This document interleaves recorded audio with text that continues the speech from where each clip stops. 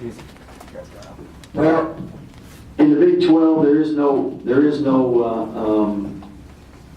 easy game, and there is no game where if you don't bring your A game, you don't give yourself a chance to win. And I thought for the first 15 minutes of the game, K-State got to about every loose ball and rebounded, and I thought the last 5 minutes of the first half and second half, we did a much better job being intense and kind of switched up what we were doing defensively to get guys going more. But I thought K-State really came out and battled, and I thought our guys did a great job in not allowing the lead to get too big to where we couldn't come back. And at the end of the day, a game like this, there's a lot to learn from, but you'd rather be teaching from a win rather than a loss. Scott, how big was it it was 10 there late in the first half, to get it back to maybe a more manageable 6?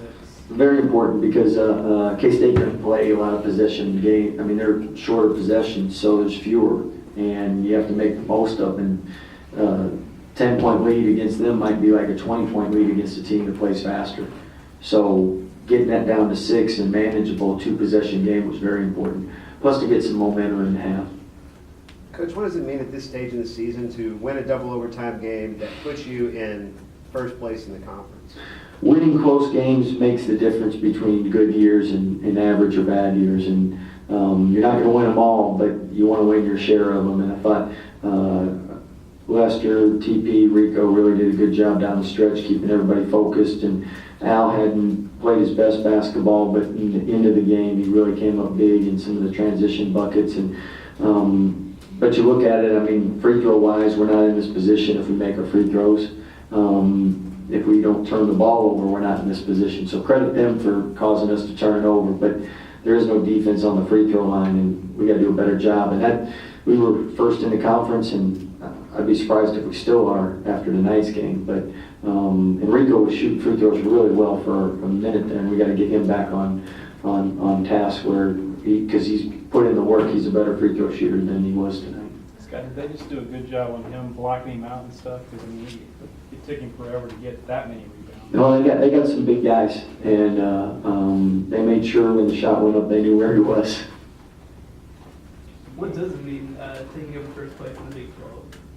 It's nicer than second, third, or fourth, but I know it's a long way to go. So obviously, you're more concerned with the end than you are the middle or beginning. And again, we're just beginning the conference race. The big thing is getting better each and every day so that we give ourselves a chance to be successful toward the end of the season and postseason. And right now, winning games is really important because it allows you to have that opportunity later in the year. It's a great honor that our guys are in this position. It's because they fought hard, they competed, and had some good basketball. And then won 5 straight in the Big 12, which not many teams do. Scott, I think you mentioned it. I mean, Al went 40 minutes without scoring. So what was the difference in the 2 overtime periods? And because it seemed like the offense flowed through him, or was that?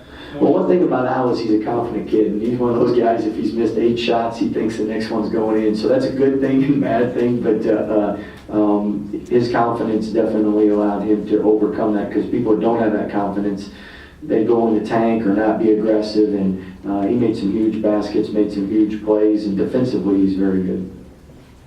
I know you wanted to close the game out in regulation, but did you like your team's chances in the overtime just playing at home? Well, you always like your chances at any time playing at home. The big thing though is at the end of the day, there were so many games like this where both teams could win. There's so many learning points, teaching points. You just want to make them the next day in film where you had to win rather than the rest of the year. If we didn't make that mistake, we'd have won this game. Those are the worst feelings. What's your take on Kansas State right now?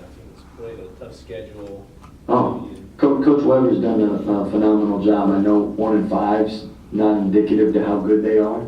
I mean, they've had 2 double overtime games in conference, and if you split them or win both of them, West Virginia's top 7, we're top 15. I mean, those are 2 pretty good wins. Could have beaten North Carolina. So, I mean, what he's done with 10 new players, he's done a phenomenal job, and they really compete and they really play hard. And